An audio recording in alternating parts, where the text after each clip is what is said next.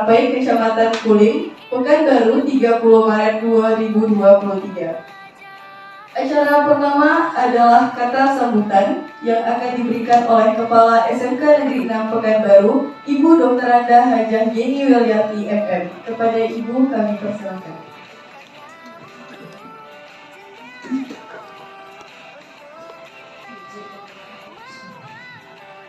Membuat kue, siapkan bahan supaya kuenya menjadi makan.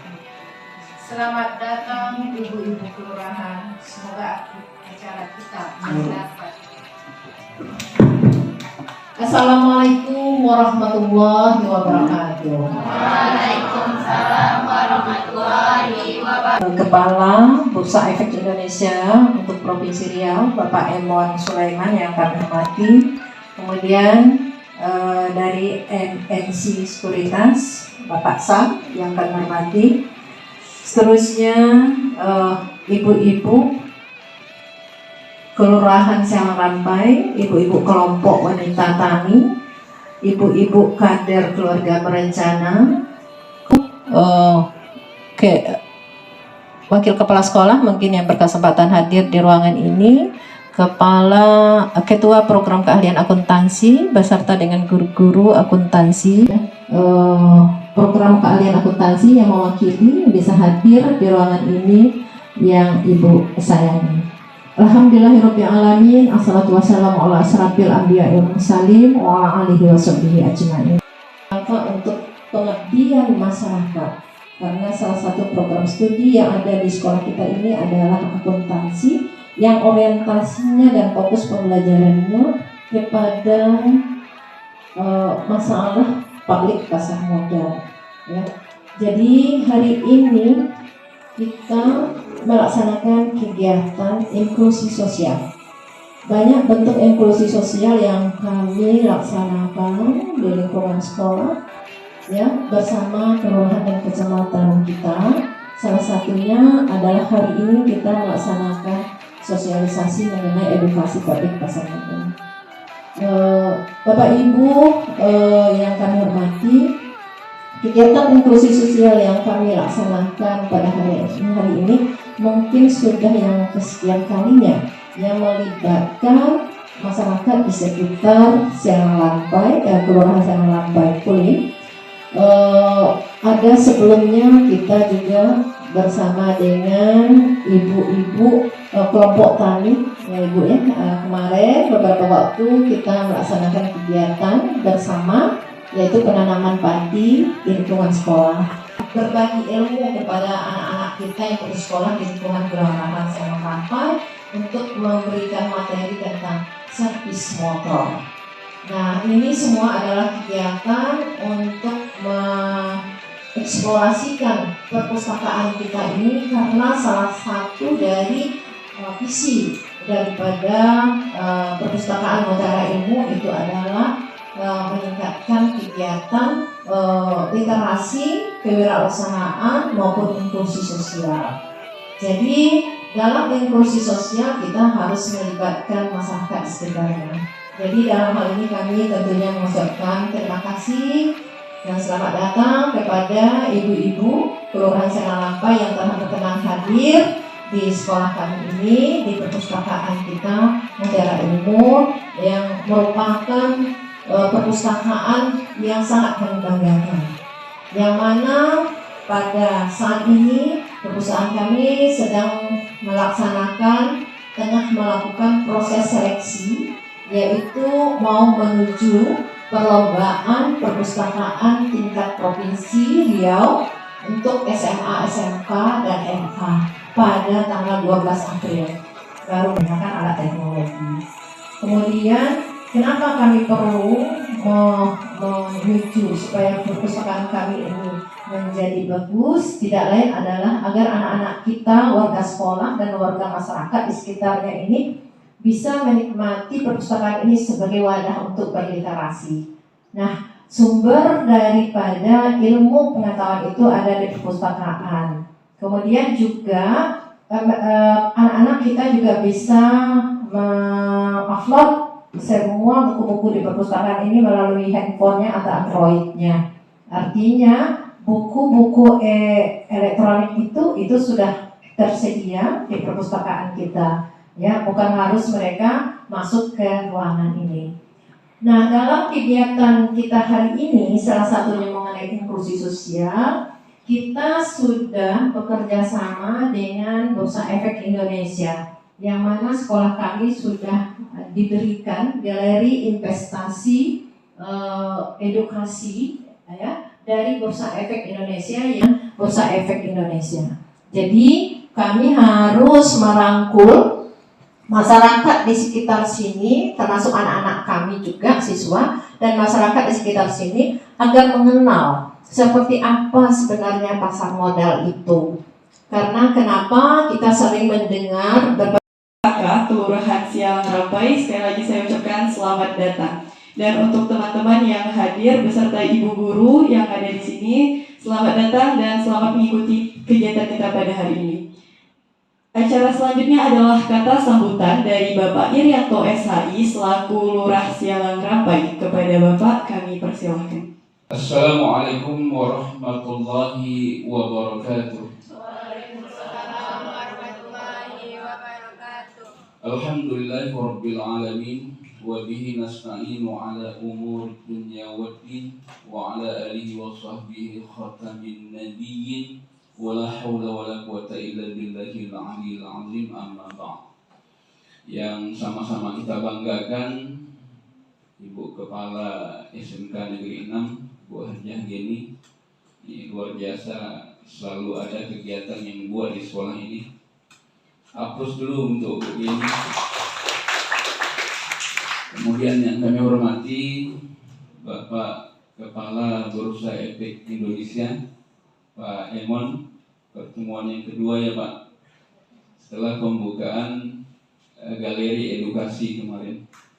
Kemudian yang kami hormati Bapak-bapak guru, Ibu guru SMK Negeri 6. Kita dua orang, ada Bu Nur Asya, Bu Aryama. Kemudian ada ibu-ibu dari KWT kita nih, dua orang. Bu siapa nih Bu? Bu Siti sama Bu Dewi. Untuk sama-sama bersilaturahmi di sekolah ini, tepatnya di Perpustakaan Mutiara Ilmu, dalam acara Galeri Investasi Edukasi. Kami juga mengucapkan terima kasih banyak kepada Ibu Kepala Sekolah dan Majelis Guru telah melibatkan kami, masyarakat yang ada di Kelurahan Sialang Rampai dengan berbagai kegiatan. Yang pada hari ini itu masalah Bursa Efek Indonesia, dan Senin Selasa insya Allah akan dilanjutkan dengan pelatihan servis sepeda motor. Dan sebelumnya mungkin Ibu Kepala Sekolah juga telah membuat kegiatan dengan ibu-ibu yang punya usaha di sini, yaitu masalah pembukuan catatan laporan keuangan untuk usaha-usaha kecil menengah. Kami berharap kerjasama ini terus berjalan. Kami sangat bangga karena sudah dilibatkan di seluruh kegiatan yang ada di SMK 6 ini. Mudah-mudahan pembelajaran pada hari ini dapat kita nikmati, dapat kita amalkan nanti di kehidupan kita. Jadi undangan untuk warga kami akhiri dengan wallahu muwaffiq ila aqwamit thoriq. Wassalamualaikum warahmatullahi wabarakatuh.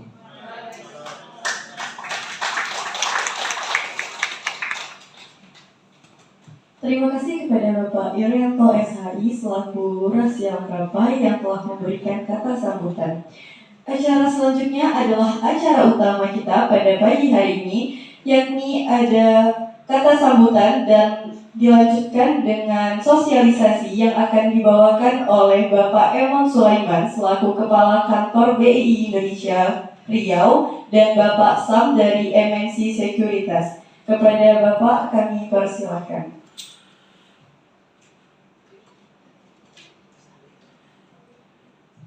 SD tertinggal yang memang kelasnya sedikit jumlahnya, kasihan ini. Tapi saya bilang bahwa sukses itu milik semua orang, gitu. Ya, yang penting kita punya kesempatan. Jadi siapapun kita, ya udah kita berusaha aja. Karena memang ikhtiar itulah yang kita diwajibkan, bukan hasilnya.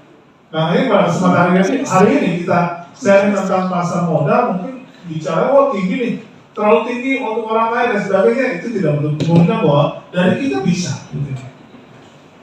Ya, karena ini konteksnya literasi edukasi, jadi semakin kita paham tentu semakin kecil resikonya. Itu yang perlu dalam hidup kan begitu ya.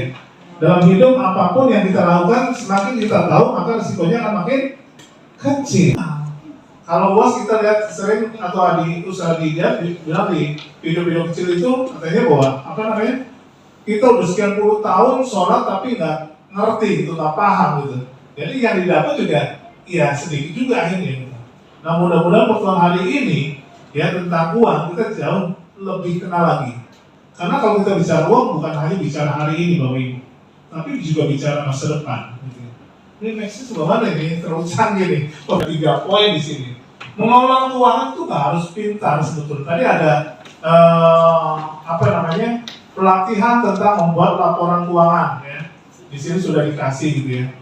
Itu kayak kita 10 tahun lalu kita diajari semua bikin laporan keuangan. Tapi padahal ya Nabi Muhammad di sini Muslim semua ya. Ada yang non-Muslim? Nabi kita Muhammad SAW ya, itu diajarinya bukan menulis. Betul nggak? Diajarinya apa? Membaca. Karena konteksnya itu, perpustakaan itu ya bukan ini. Konteksnya adalah literasi, membaca. Karena dari dibaca itu kita paham. Buat laporan keuangan sekarang sudah bisa dilakukan oleh aplikasi, udah banyak. Poin pentingnya adalah kita bisa baca nggak dari laporan keuangan itu. Itu teman-teman dan ibu semua ya. Jadi siapapun bisa, cuma kita ya tadi ilmunya perlu kita tahu. Sama seperti kita punya pendapatan, yang punya uang ya, punya pekerjaan yang bagus, tapi di mana ini ada lagi nih di sini. Jangan membandingkan, bukan itu, mana ya? Oh ada di slide berikutnya nanti. Jadi kita makin naik pendapatan ya, makin naik juga pengeluaran. Itu namanya nggak ada ilmu, berarti kita naik kelas kan? Enggak gitu. Ya, kemarin mungkin risetnya sekitar 9-10 jam kita berada di dunia maya, nggak dunia nyata. Ya, kalau zaman saya dulu mungkin kunci dipegang oleh orang tua tuh udah nggak bisa kemana-mana. Sekarang harusnya password. Jadi alat di kamar pun udah bisa kemana-mana dan luar biasa. Kemudian istri di pendidikan juga ya, itu tingkat bullying, tingkat macam-macam lah, pertumbuhan anak-anak tuh luar biasa karena terpojok kita bilang ya udah deh gitu. Padahal cara terbaik adalah mulai. Besok saya telepon lagi jam sekian, atau saya lagi ada perlu, besok saya telepon. Itu dalam rangka apa? Kita menghindari keterpojokan kita. Tunda dulu, ya kita berpikir normal, baru kita ambil keputusan. Sama seperti kita jalan ke mall, lihat diskon gede-gede, itu emosi kita dilakukan aja ya. Makanya hati dengan mengambil keputusan. Ya, ada orang bilang gini, roda pasti berputar. Memang roda berputar gitu ya. Tapi kalau kita sudah di atas, orang bilang harus diikut kunci supaya nggak turun gitu, betul nggak? Tapi akan segitu aja.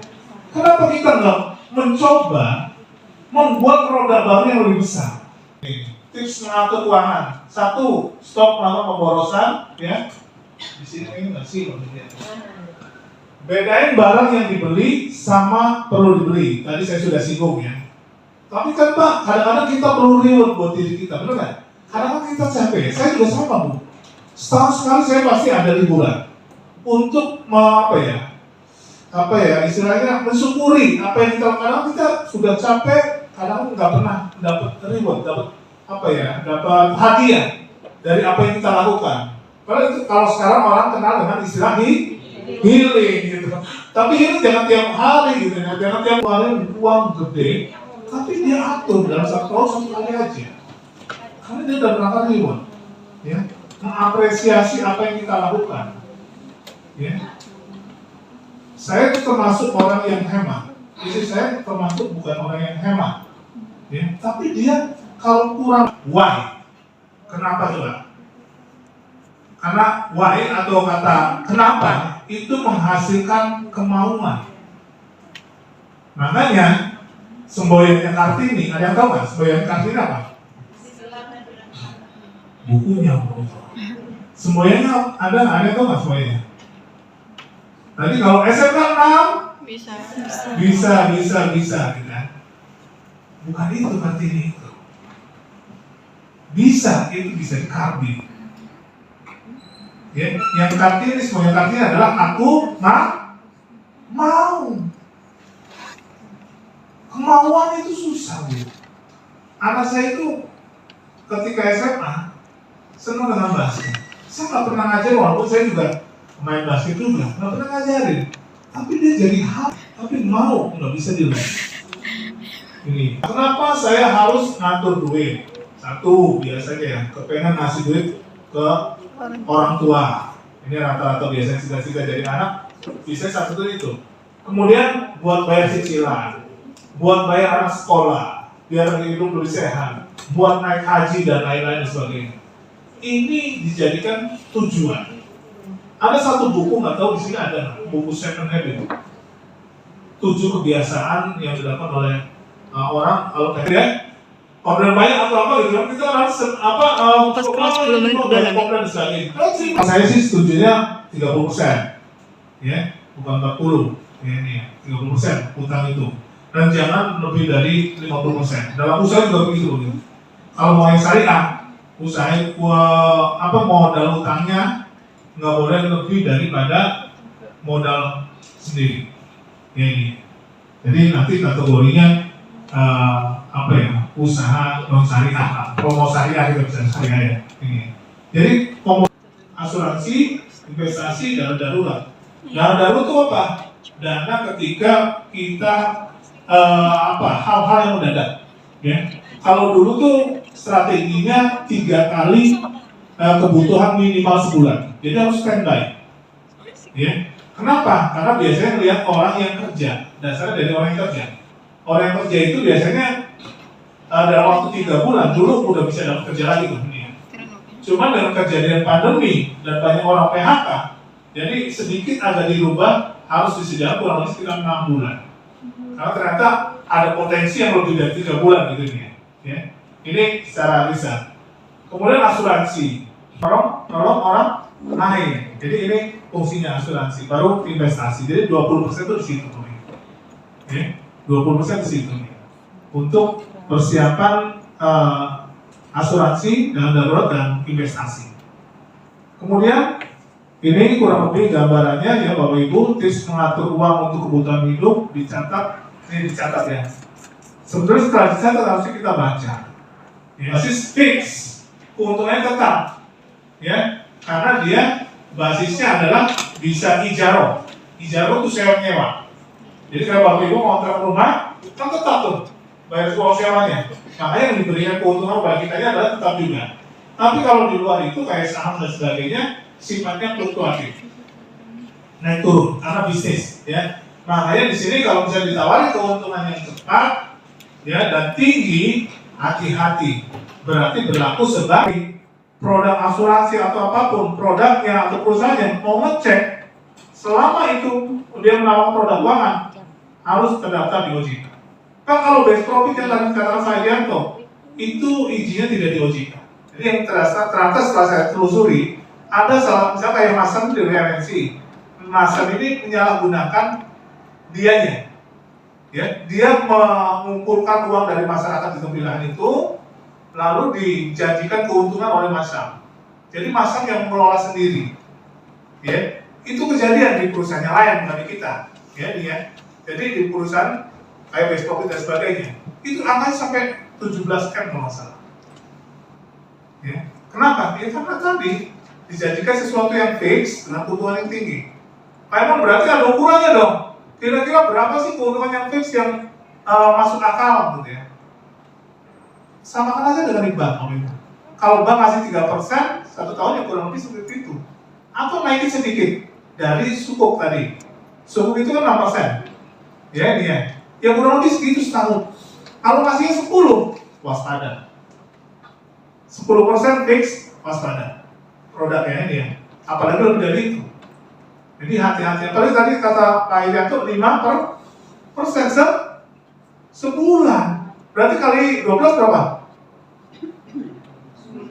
Hah? 60%. Itu nggak masuk akal. Mau dari taruh di mana gitu. Makanya kalau OJK punya tagline 2L. L pertama adalah legal, L kedua logis. Legal maksudnya ada izinnya, logis itu maksudnya masuk akal untungnya. Ya, jangan kayak kasus kemarin tuh. Ya, masih ngontrak tapi beli Rubicon. Kan rame tadi ya. Itu kan gak masuk akal. Ya. Nah, kita lihat video ini. Kita lihat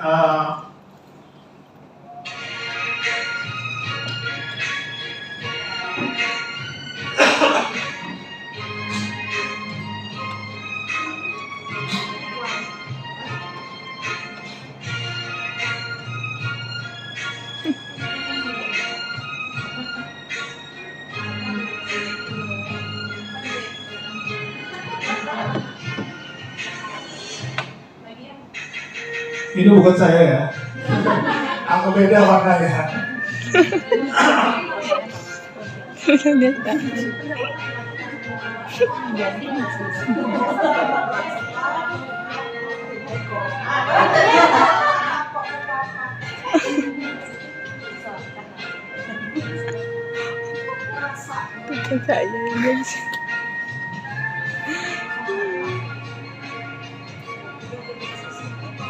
Iya, ibu-ibu.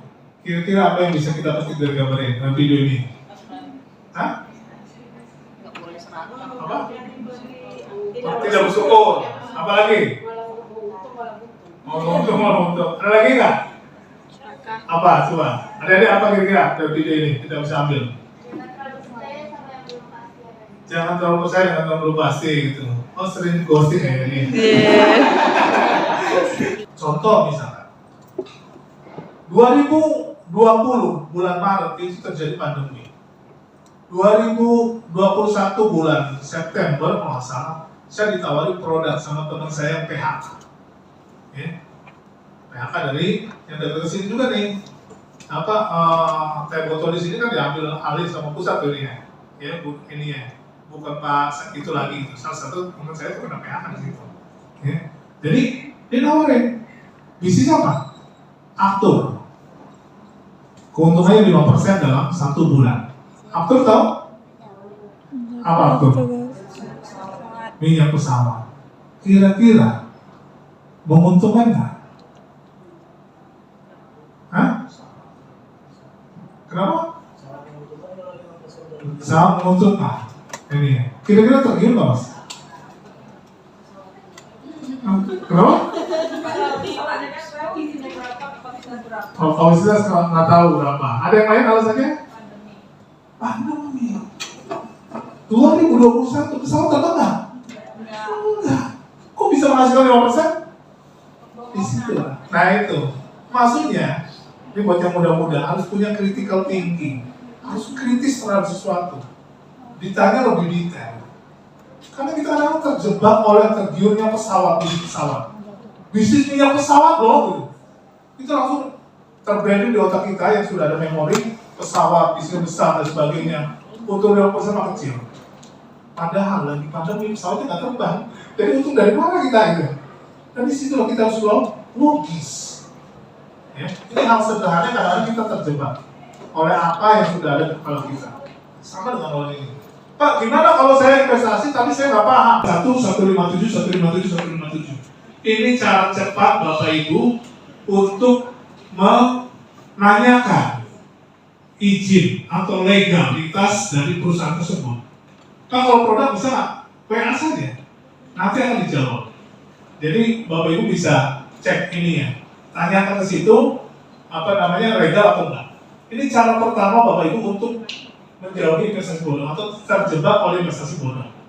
Share ke teman-teman kalau misalnya Bapak Ibu punya, saya ditawarin investasi bodong nih gitu, ditawarin investasi, dia di sini aja ya, coba aja bayar ke sini. Ini cara sederhana untuk bisa meminimais kita terjebak oleh investasi bodong.